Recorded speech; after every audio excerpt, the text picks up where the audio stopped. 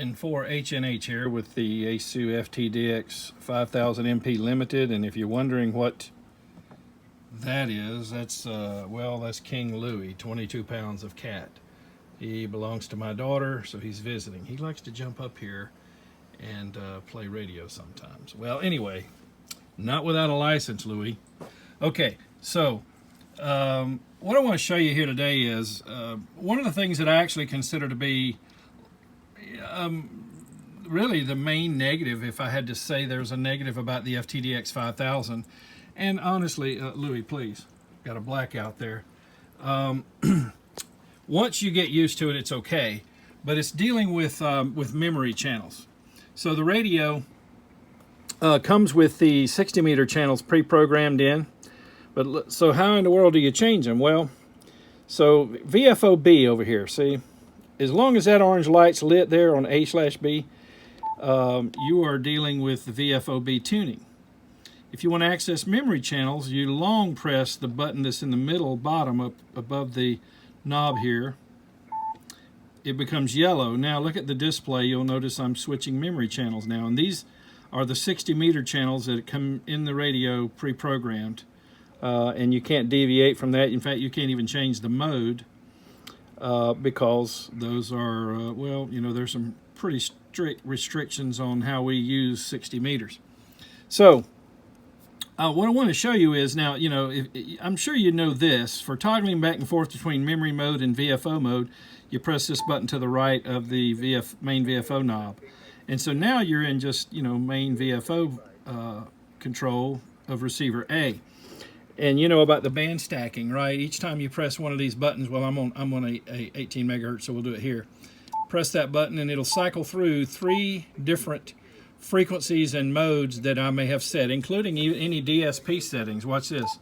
Even the DSP settings will be stored. So it's called band stacking. So it's really cool. A lot of folks I've talked to said, "Yeah, I don't even use the memories. The band stacking allows me to have 3 frequencies at a time." I mean, look, when I press 7 megahertz, I'm going, there's my, I went ahead and put in a CW frequency, and then I've got a couple of sideband.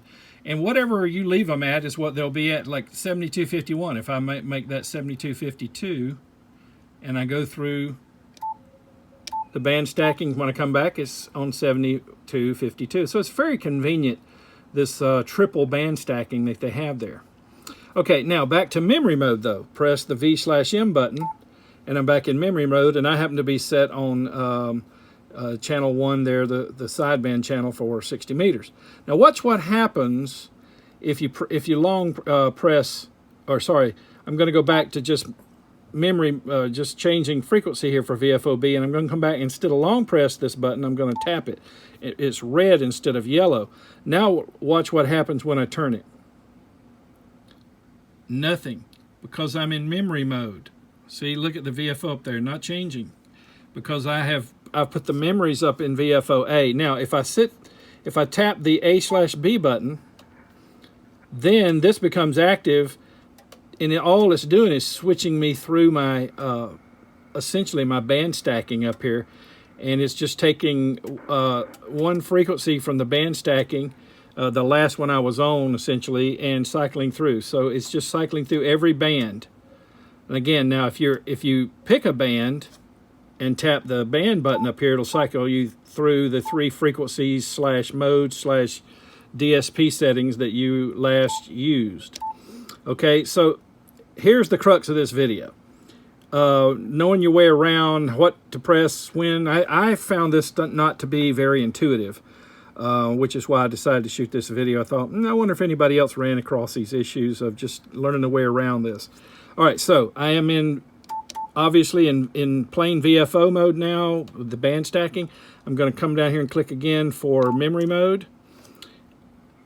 But again, notice no activity now because I'm in memory mode, and that thing is set for cycling through the band stacks. All right, so I've got to go to memory mode and then long press this so that it turns yellow. Now I'm changing memory channels. Okay, and to further complicate things a little bit, you have memory groups with this radio. Now you don't have to use these, but I did program some in. It's a little easier to do it if you use the RT Systems programming software. It's about 50 bucks with the cable. But I'm going to go into, so the button next to this one, long press it. This puts you into memory group selection. So right now I'm on memory group 5, which are the pre-programmed 60 meter channels. There's memory group 3, 2, and 1. Now I programmed these in. So channel 1 is nothing more than AM radio. I mean group 1. So group 2, so I've selected group 2 now. To cycle through the memories of group 2, I have to again press this button. Just remember, yellow is the key for using memory. If it's yellow, you're using memory. Yellow over here to select the memory group, as opposed to red, which is clarifier. And then you want, so long press that, and then yellow over here to cycle through the memories in group 2. So there's group 2, which has got some 30 meter frequencies, 20 meters. I've got 17 meters, 15, 12. And I've got the sideband portion of 10, and that's the end of group 2. See, it starts over 2-01.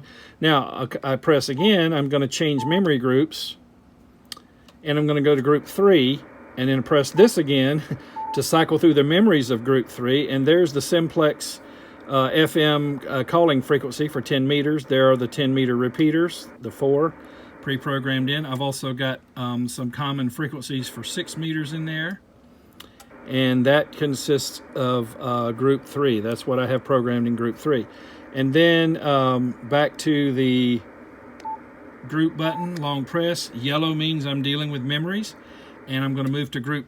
The next one up is just 5, the pre-programmed ones. And now again, long press the middle button, and I'm changing my 60 meter channels, which is all that I have in group 5. That group comes pre-programmed in the radio, so that's the deal. So when you buy the radio, there's like, you know, the 60 meter channels are in there and nothing else.